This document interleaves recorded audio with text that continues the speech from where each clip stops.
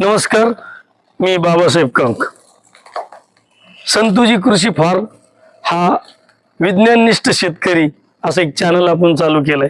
तो शेतकऱ्यांसाठी पण आहे आणि शेती संलग्न असणारे जे काही सगळे लोक आहेत, आपण निसर्गप्रेमीच आहेत, आपल्यासाठी पण आहे. पण गंमत काय झाली, निसर्गाबरोबरची आपली नाळ तुटत चालली. निसर्ग काय म्हणतोय हे आपल्याला समजत नाही. आता तुम्हाला आंब्याची भाषा समजून सांगण्यासाठी एक गमतीनं हा व्हिडिओ करतोय. आंबा तर तुम्ही सगळ्यांनी बघितला आणि फळाचा राजाच आहे, म्हणून ती फळं तर प्रत्येकाने खाल्लेली आहे.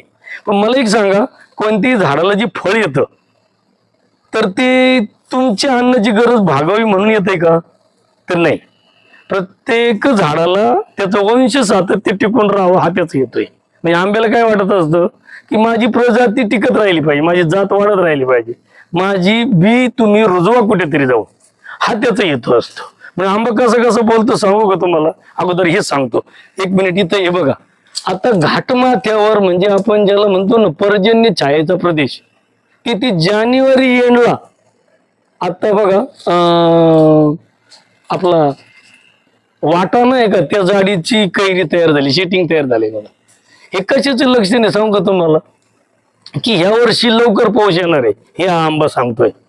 कारण त्याची गंमत अशी आहे की आंब्याचं वैशिष्ट्य असं आहे घाटमाथ्यावर म्हणजे पर्जन्य छायेच्या प्रदेशामध्ये, की पाऊस येण्याच्या अगोदर त्याच्या फळाची विल्हेवाट लागली गेली पाहिजे. म्हणजे त्यातला रस लोकांनी खाल्ला पाहिजे, प्राण्यांनी खाल्ला पाहिजे, माकडांनी, कोल्ह्यांनी, सगळ्यांनी खाल्ला पाहिजे आणि त्याची कोय कुठेतरी नेऊन टाकली पाहिजे आणि तिला पाऊस पडल्यावर रुजायचंय.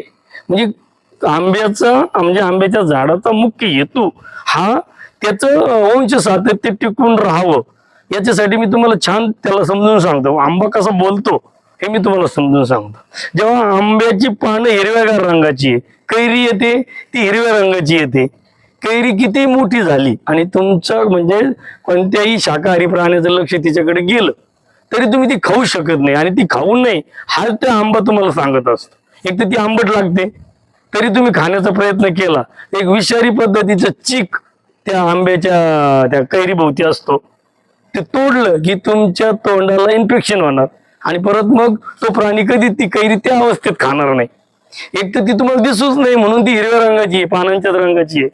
परंतु याच्यातला बदल बघा, जेव्हा तो आंबा पिकतो तो तुम्ही खावा म्हणून त्याचा रंग वेगळा होतो, पिवळा होतो. तुमचं लक्ष केंद्रित करण्यासाठी तो स्वतःचा रंग बदलतो.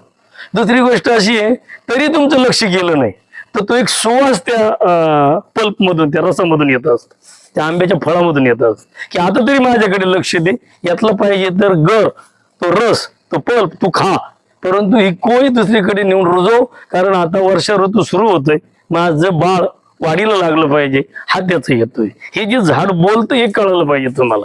आता मला सांगा, ज्या 30 जानेवारी 30 जानेवारीला जर आंब्याची शेटिंग असेल त्याचा अर्थ काय? आणखी हार्डली 90 दिवसामध्ये 85 दिवसामध्ये आंबा खाण्याला तयार होणार. म्हणजेच एप्रिलमध्येच आंबा खाण्याला येणार आहे, याचाच अर्थ मे मध्ये पाऊस पडणार आहे. इतकं ढोबळ मानाने सांगण्यासारखं आहे.